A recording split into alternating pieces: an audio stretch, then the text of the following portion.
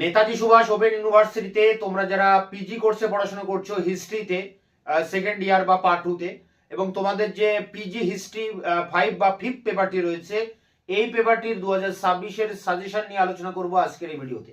এবং এখানে সাজেশনের সমস্ত প্রশ্নের উত্তরও তোমরা পেয়ে যাবে ভিডিওর ডেসক্রিপশন বক্সের একটি প্লে লিস্টের লিঙ্ক থেকে।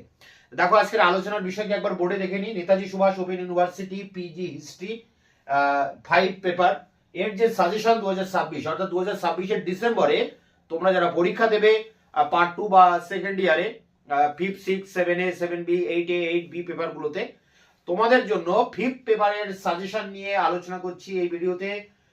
এখন আমি অন স্ক্রিনে সাজেশনটা তুলে ধরছি এবং সেই সাজেশনের বেশিরভাগ প্রশ্নের উত্তরও কিন্তু তোমরা পেয়ে যাবে চ্যানেলে থেকে, এবং ডেসক্রিপশন বক্সে একটি লিংক রয়েছে, সেই জায়গায় সমস্ত প্রশ্নের উত্তর পেয়ে যাবে।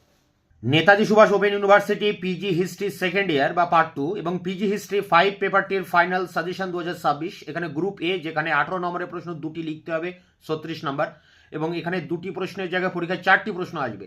সেই 4টি প্রশ্ন কমন পেতে তোমরা 10টি প্রশ্ন দেখে যাবে। প্রথম প্রশ্ন, ফরাসি বিপ্লবে দার্শনিকদের অবদান। পরটি ফরাসি বিপ্লবে অর্থনৈতিক ও সামাজিক কারণ। এই দুটোর একটা পরীক্ষায় তোমরা কমন পাবে। পরটি ইউরোপ মহাদেশের শিল্পায়নের সাথে ব্রিটেনের শিল্পায়নের পার্থক্য বা তুলনা। পরটি ইংল্যান্ডের শ্রমিক শ্রেণীর জীবনযাত্রার মান কেমন ছিল। পরটি প্রথম বিশ্বযুদ্ধের কারণগুলি আলোচনা করো। পরটি রয়েছে ইতালির ঐক্য আন্দোলনে মাসেনি, ক্যাভুর ও গ্যারিবল্ডির ভূমিকা। পরটি রয়েছে নেপোলিয়ানের প্রশাসনিক সংস্কারের কার্যাবলীর আলোচনা করো। পরটি 1917 সালের নভেম্বর বিপ্লবের পটভূমি ও বলশেবিকদের ভূমিকা। পরটি ডাইরেক্টরির শাসন কিভাবে নেপোলিয়ানের উত্থান ঘটায়। পরটি হিটলারের আগ্রাসী পররাষ্ট্র নীতি দ্বিতীয় বিশ্বযুদ্ধের জন্য কতটা দায়ী। তো এই সমস্ত প্রশ্নের উত্তর তোমরা পেয়ে যাবে ভিডিও ডেসক্রিপশন বক্সে একটি প্লে লিস্টের লিঙ্ক রয়েছে, সেখানে সমস্ত প্রশ্নের উত্তর কিন্তু দেওয়া রয়েছে। গ্রুপ বি, যেখানে 12 নম্বরের প্রশ্ন 3টি লিখতে হবে, 6টি প্রশ্ন পরীক্ষায় আসবে। সেই 6টি প্রশ্ন কমন পেতে তোমরা এখানে 12-14টি প্রশ্ন দেখবে। প্রথম প্রশ্ন, ফ্রান্সে অভিজাততান্ত্রিক বিদ্রোহ সম্পর্কে লেখো। পরটি 1830 সালে ফ্রান্সের জুলাই বিপ্লবের তাৎপর্য। পরটি কাইজার দ্বিতীয় উইলিয়ামের বৈদেশিক নীতির মূল্যায়ন। পরটি 1917 খ্রিস্টাব্দে বলশেবিক বিপ্লবের পটভূমি। পরটি নেপোলিয়ান ছিলেন বিপ্লবের সন্তান ও বিপ্লবের ধ্বংসকারী, ব্যাখ্যা করো। পরটি 1848 সালে ফ্রান্সে ফেব্রুয়ারি বিপ্লবের তাৎপর্য। পরটি রয়েছে শিল্প বিপ্লবের ইতিহাস চর্চা। পরটি নেপোলিয়ানের পতনে উপদ্বীপের যুদ্ধ ও মস্কো অভিযানের ভূমিকা। পরটি উড্রো উইলসনের 14 দফা নীতি। পরটি জার্মানির শিল্পায়ন প্রক্রিয়া। পরটি রাশিয়ার শিল্পায়ন প্রক্রিয়া বা কাউন্ট উইটির ক্ষেত্রে কি ভূমিকা ছিল। পরটি স্টালিন কিভাবে সোভিয়েত রাশিয়াকে পুনর্গঠন করেন। পরটি ইউরোপের বিভিন্ন দেশে ফরাসি বিপ্লবের প্রভাব আলোচনা করো। পরটি নেপোলিয়ান কিভাবে ইউরোপকে পুনর্গঠন করেন। পরটি ভার্সাই সন্ধির প্রধান শর্তগুলি আলোচনা করো।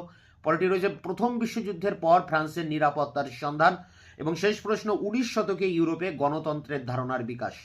এই সমস্ত প্রশ্নের উত্তর তোমরা পেয়ে যাবে ভিডিও ডেসক্রিপশন বক্সে, তার লিঙ্ক দেওয়া রয়েছে। গ্রুপ সি, মার্কস 7, 7 নম্বরের প্রশ্ন 4টি লিখতে হবে, 8টি প্রশ্ন পরীক্ষায় আসবে। তার জন্য যে প্রশ্নগুলো করবে, ইংল্যান্ডের শিল্প বিপ্লবে কৃষি বিপ্লবের ভূমিকা। পরটি ডব্লিউ রস্টো কিভাবে শিল্প বিপ্লবকে ব্যাখ্যা করেন। পরটি শ্রমিক কল্যাণে বিসমার্কের নীতি। পরটি নাৎসিবাদ বা আসতে পারে নয়া সাম্রাজ্যবাদ বা আসতে পারে নয়া সাম্রাজ্যবাদে সম্পর্কে বিসমার্কের মতামত। পরটি মুসোলিনি কিভাবে ইতালিতে ক্ষমতায় আসেন। পরটি লেনিনের নতুন অর্থনৈতিক নীতি বা NEP। পরটি আর্নল্ড টয়েনবি কিভাবে ইংল্যান্ডের শিল্প বিপ্লবকে ব্যাখ্যা করেন। পরটি প্রাক বিপ্লব ফ্রান্সে কর কাঠামো কেমন ছিল। পরটি সার্বিয়ার জাতীয়তাবাদ। পরটি জার্মান যুদ্ধনীতিকে এল ফিশার কিভাবে ব্যাখ্যা করেন। পরটি সাকুলেত কারা ছিলেন। পরটা ফরাসি বিপ্লবের নারীদের ভূমিকা। পরটি জার্মানিতে ফরাসি বিপ্লবের কি প্রভাব পড়েছিল। এবং শেষে রয়েছে কোড নেপোলিয়ান। এবং এখানে আরেকটি প্রশ্ন তোমরা করবে, জার্মান নাৎসি সোভিয়েত অনাক্রমণ চুক্তি। তো এই সমস্ত প্রশ্নের উত্তর তোমরা চ্যানেলে পেয়ে যাবে। যে 2-1টি প্রশ্নের উত্তর এখনো দেওয়া হয়নি, সেগুলো তোমাদের সামনে আমি নিয়ে আসবো। ততক্ষণে তোমরা চ্যানেলকে সাবস্ক্রাইব করে রাখবে, বন্ধুদের কাছে শেয়ার করবে।